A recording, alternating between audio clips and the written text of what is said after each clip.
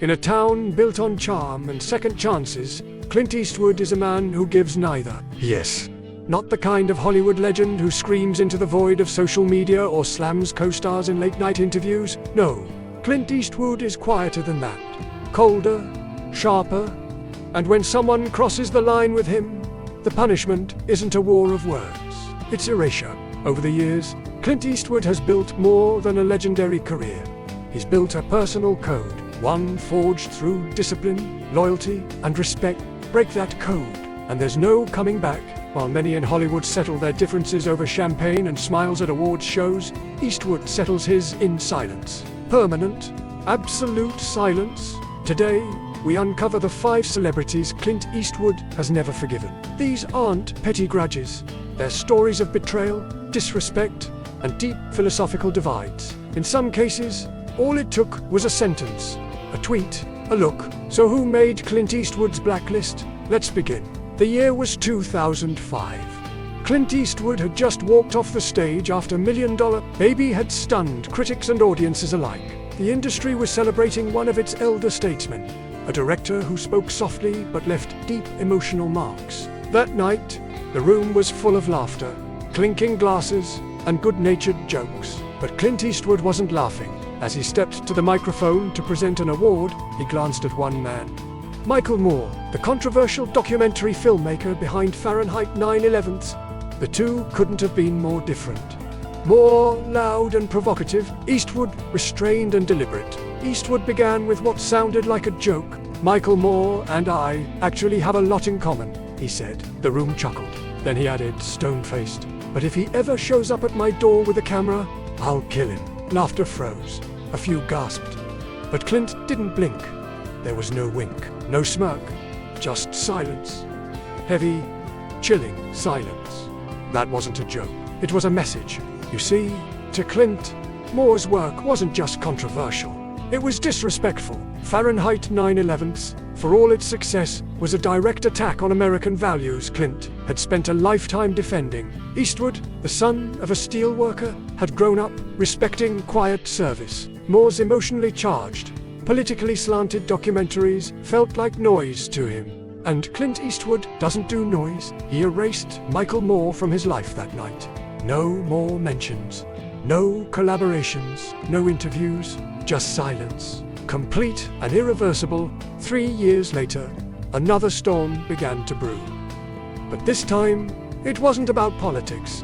It was about history. Clint Eastwood had released Flags of Our Fathers and Letters from Iwo, two back-to-back war films told from opposite sides of the same brutal World War II battle. Critics praised the effort, calling it bold, unflinching, and honest. But not everyone agreed. Spike Lee himself, working on a World War II film about black soldiers, called Clint out publicly. He accused Flags of Our Fathers of ignoring African American contributions to the war. Many African Americans gave their lives at Iwo Jima, he said. You can't ignore that. To Spike, it was a historical injustice. But Clint Eastwood didn't see it that way. He wasn't telling every soldier's story. He was telling the story of 6 specific men who raised the flag, none of whom were black. It wasn't omission, it was focus. But Spike didn't back down, and Clint didn't stay silent. A guy like him should shut his face, Eastwood said. That wasn't just a clapback, it was a gunshot in a standoff. From that point forward, the two filmmakers never spoke, never shared a stage, never nodded at each other in a hallway. Clint didn't apologize, he didn't soften, and Spike never forgave. It wasn't just a feud, it was 2 versions of America facing off. One fiercely individualistic, one demanding accountability, and they never found common ground. On paper, it should have been magic.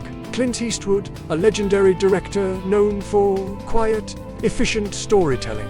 Leonardo DiCaprio, a powerhouse actor in his prime, fresh from the mind-bending success of Inception and Shutter Island. The Project J.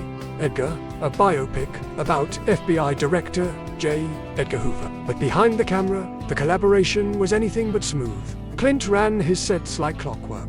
1 or 2 takes. Trust your gut. Move on.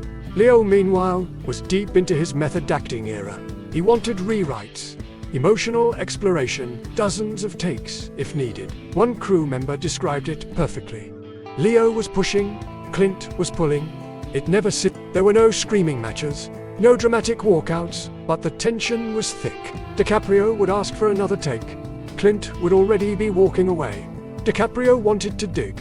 Clint wanted to move, and in the end, both men got through it. Billy J. Edgar received lukewarm reviews. Respectable, but cold, like the air between its star and its director. And just like that, Clint Eastwood moved on. He never worked with DiCaprio again. Never mentioned him in glowing terms. And unlike other actors, Clint called back again and again. Morgan Freeman, Gene Hackman, Hilary Swank. DiCaprio was never on that list.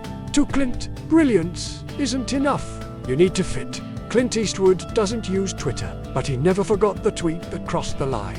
In 2014, Eastwood released American Sniper, a deeply personal tribute to Navy SEAL Chris Kyle. The film was a smash hit. Critics praised its emotional weight. Audiences poured into theaters.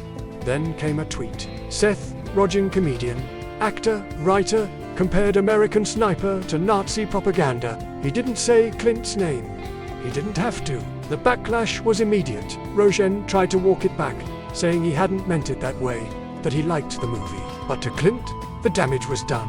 He didn't respond publicly. He didn't tweet back, but insiders say his message was clear. Seth Rogen was done.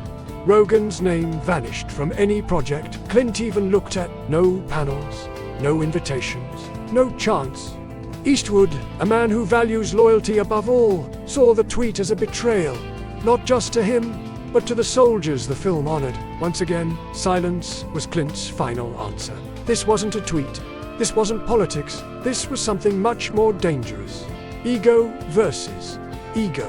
In 1992, Eastwood directed Unforgiven, a Western masterpiece. Gene Hackman starred alongside him.